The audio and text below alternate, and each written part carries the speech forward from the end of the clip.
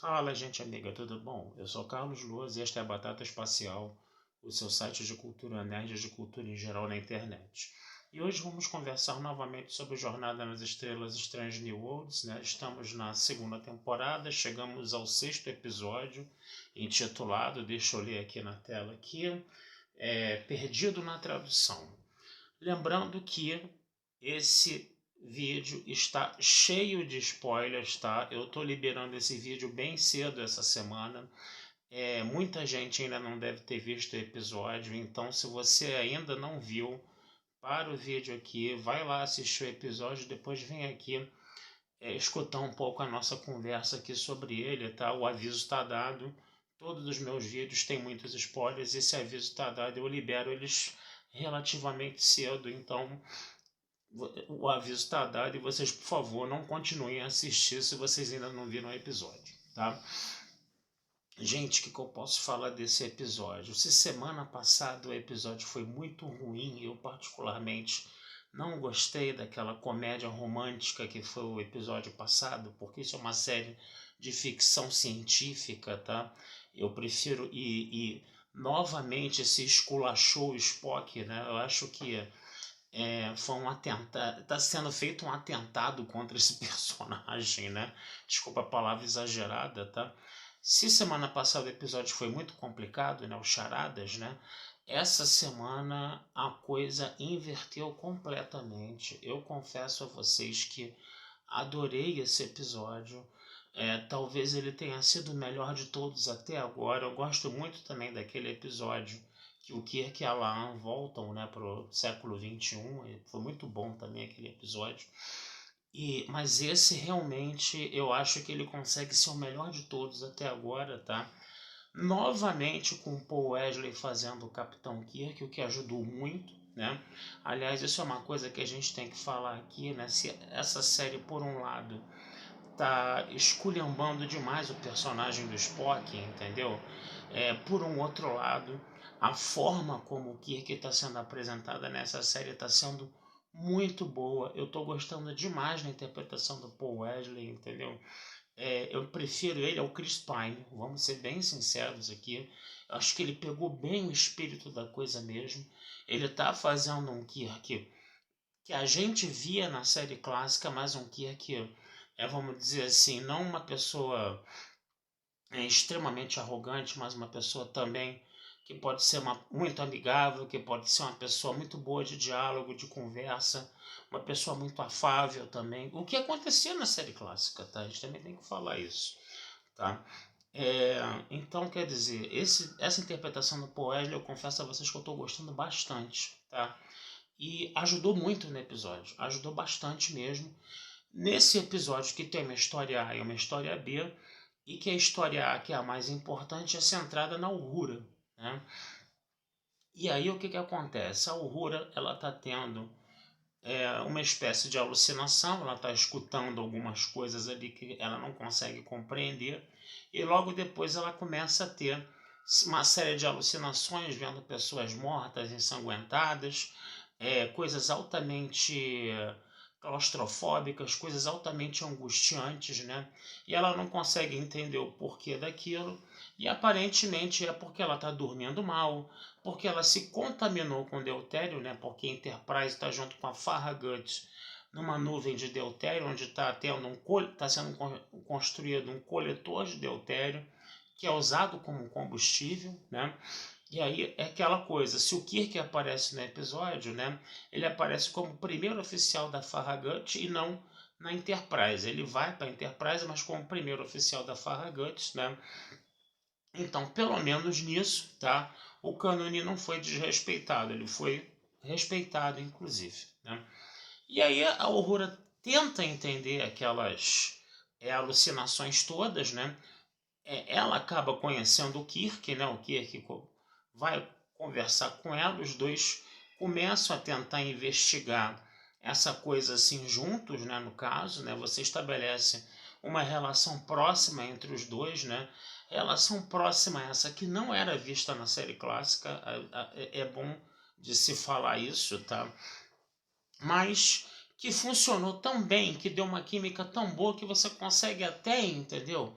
aceitar isso, né? Você consegue até, como podemos dizer, considerar isso, aceitar isso, entendeu? Porque a coisa ficou muito bem feita, ficou muito bem escrita, entendeu? E esse relacionamento entre os dois deu muito certo, sabe? Eu acho que ficou muito bacana no episódio esse relacionamento entre os dois, né? Mas o que era exatamente essa coisa, né? O que acontece é o seguinte, aí você tem uma ficção científica bem escrita também. Essa foi uma história que teve uma boa ficção científica. Eu acho que mais do que nos outros episódios inteiros, foi uma ficção científica muito bem explicada. Se o episódio estava tomando contornos assim de gênero de terror, coisa e tal, né? Essa ficção científica, ela que foi usada como argumentação, entendeu? Para dar o desenlace e o desfecho do episódio, tá? Ela foi muito bem escrita. E o que acontecia? Era uma espécie alienígena que estava tentando se comunicar, né, com a Uhura, né, e tentando se comunicar com um outro tripulante que trabalhava nessa estação, né, no caso, né, que era acho que era Ramon o nome do cara, não me lembro agora. O que acontece? Ela estava afetando uma parte do cérebro deles, né? E nessa parte do cérebro deles, o que acontecia? Ela estava tentando afetar porque ela não tinha, vamos dizer assim, uma espécie de comunicação tradicional. Ela estava tentando traduzir, né? Eles não se comunicavam como, vamos dizer assim, os humanos, como a frota estelar, e eles estavam tentando utilizar uma parte do cérebro como uma espécie de tradutor universal, acessando a lembrança das pessoas que aterrorizavam as pessoas. Porque essa espécie vivia na nuvem de deutério e a usina de deutério estava sugando deutério, a Enterprise estava sugando também o deutério para as nacelles, coisa e tal, e isso estava torturando e matando esses alienígenas, né?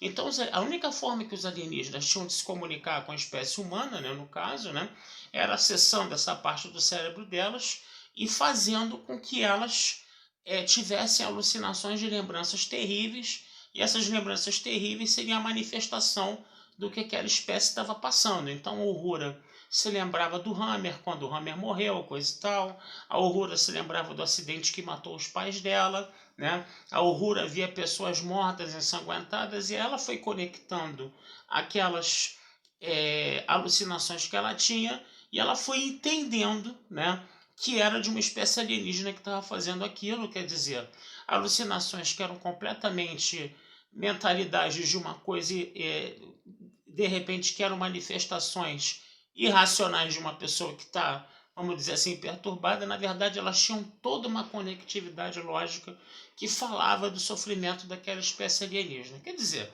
isso é uma coisa bem escrita, gente. Isso é uma história de ficção científica, né? E a Uhura chega para o pai que fala, ó, apresenta toda a situação, né?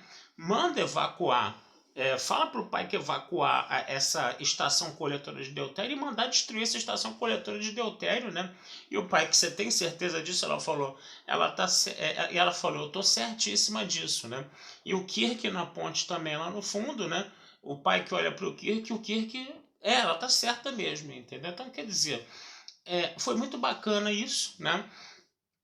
E quando a estação é destruída, né, ela vê uma imagem do Hammer todo, vamos dizer assim, em putrefação, né, no caso, né, e no final ela acaba vendo uma imagem do Hammer lá bonitinho, inteirinho, sorrindo para ela e desaparecendo, tipo assim, como se a espécie alienígena tivesse agradecido a ela por ela ter salvo, né, por ela ter falado, né, com o Pike para destruir, né, a estação. Quer dizer, gente, foi muito bacana mesmo.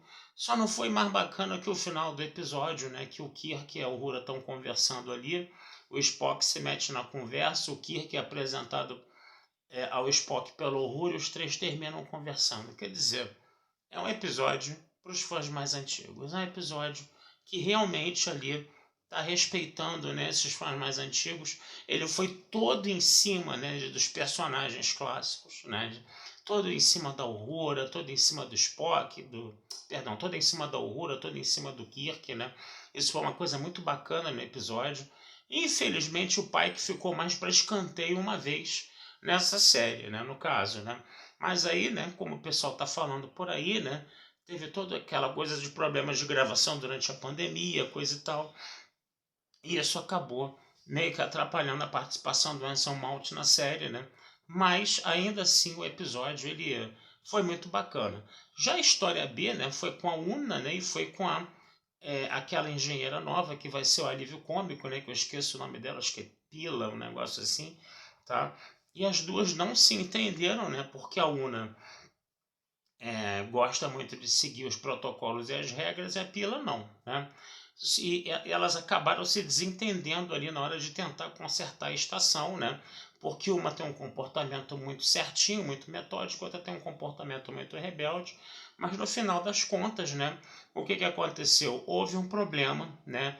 Entre a Una e a Pila, né? Porque a Una foi aluna da Pia, tomou um C lá num trabalho lá, e a Pila falou: você mereceu o C, tá? Porque o seu trabalho foi meio descuidado, tá?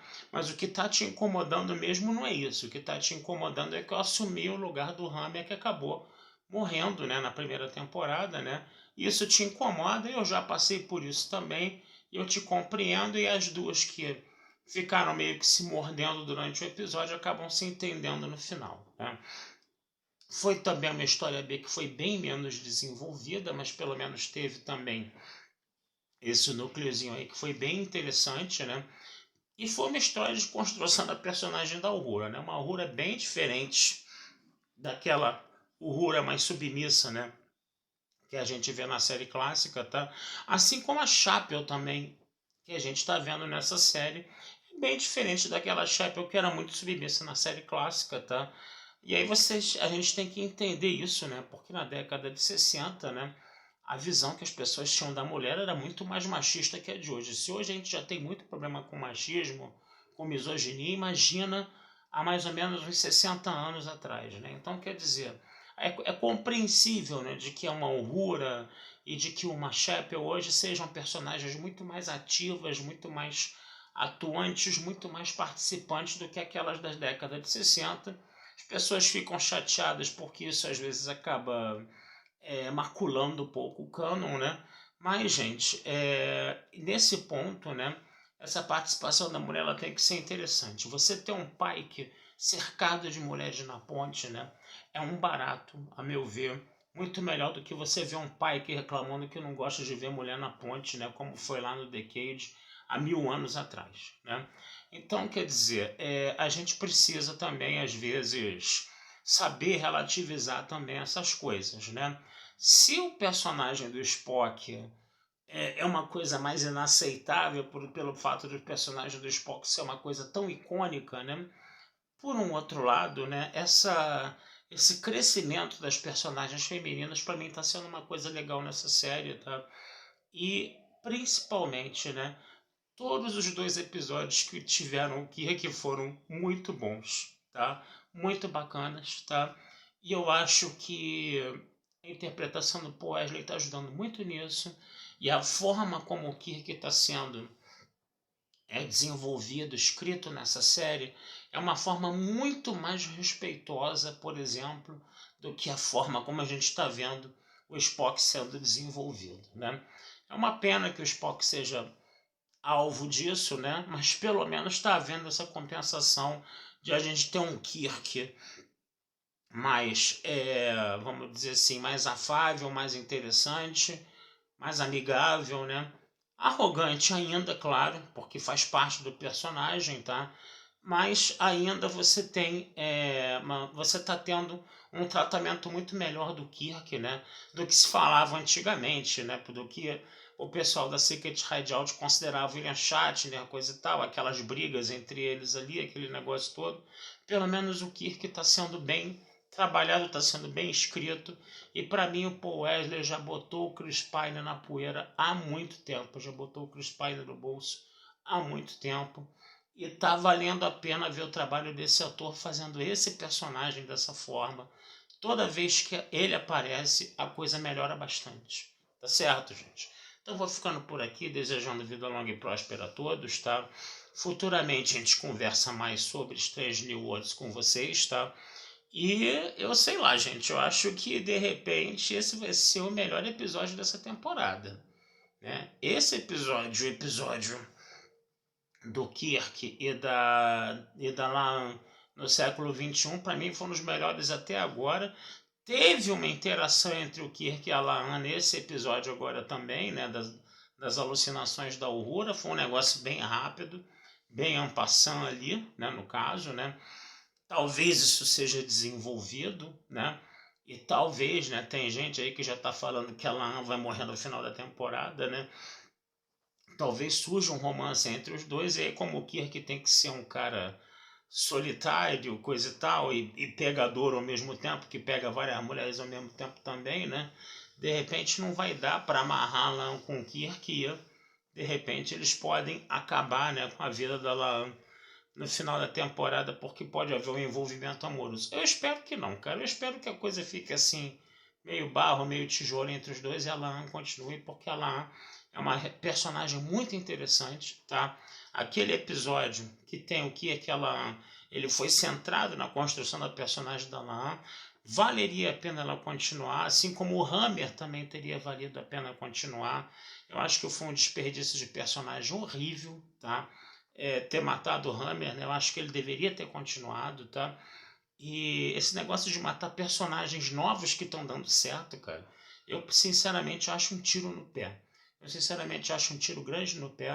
Eu achei que foi uma falha muito grande com o Hammer e tomara que eles não repitam essa falha com a Lana.